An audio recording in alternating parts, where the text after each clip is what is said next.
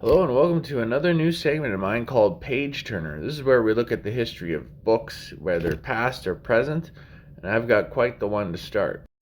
So the first book we're going to talk about is called Rage, which is by Richard Bachman, who is a pseudonym of Stephen King.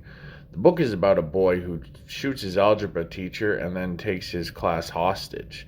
This wasn't a bestseller upon release back on September 13th, 1977, but over time it got known for, well, all the wrong reasons.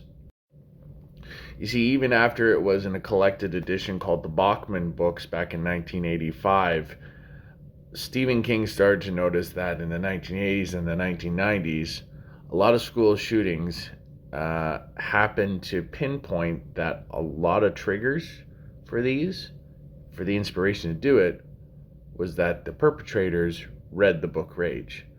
And this caused Stephen King to eventually make this book go out of print. In fact, in an exclusive online interview back in 2013, he had a lot to say about Rage. All of your books are still in print except one, correct? Yeah. Yeah. And that's Rage. That book is Rage, yeah. And that's not in print. Why? Well, it's not in print because it was a novel about a kid who goes to school one day and shoots his algebra teacher and holds his class hostage with a gun. And he's got this whole backstory about his abusive father and a lot of teenage angst and a lot of problems. And when I wrote it, I started it when I was in high school, and I finished it when I was in college. And I published it under the Bachman pen name, and it didn't garner a lot of attention. It was certainly never a bestseller. But it was found in the effects of several different kids. Well, I won't say several, but two at least kids who were involved with school shootings. One of them, thank God, nobody was hurt or killed. The kid just surrendered. But with the other one, there were deaths and there were injuries, and that was enough for me.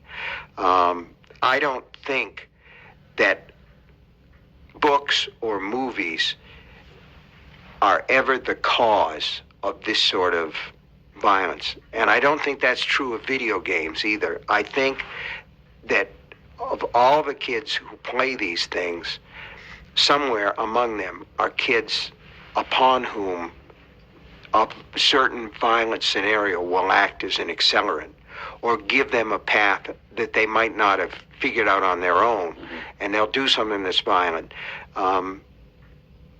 I think in most cases, if they don't find that book or that movie that they want to act out, that they will do something else. For instance, James Holmes went into a showing of the Batman movie, a midnight showing, and he was dressed as the Joker. If that movie doesn't exist, does that mean James Holmes lives a perfectly normal, constructive life? The answer, I think, is no. He finds another outlet, some other trigger that causes the violence, but the violence is part of that person's character. The trick is to find these people before they do it. But I didn't want Rage to be one of those accelerants, so I pulled the book. Mm-hmm. Even though you didn't think it caused it, you didn't want the book to be there. I felt that it was that became a part of a fantasy scenario with these people, and I didn't want it to happen with anybody else. So it was not gun control, it was book control in this case. And I think there are a lot of gun control, a lot of pro-gun people like Wayne LaPierre who could take a lesson from that and show a little more responsibility. I have no patience with people of the LaPierre stripe who say the deaths of innocent children or the deaths of unarmed bystanders is just part of the price we pay for our Second Amendment freedoms.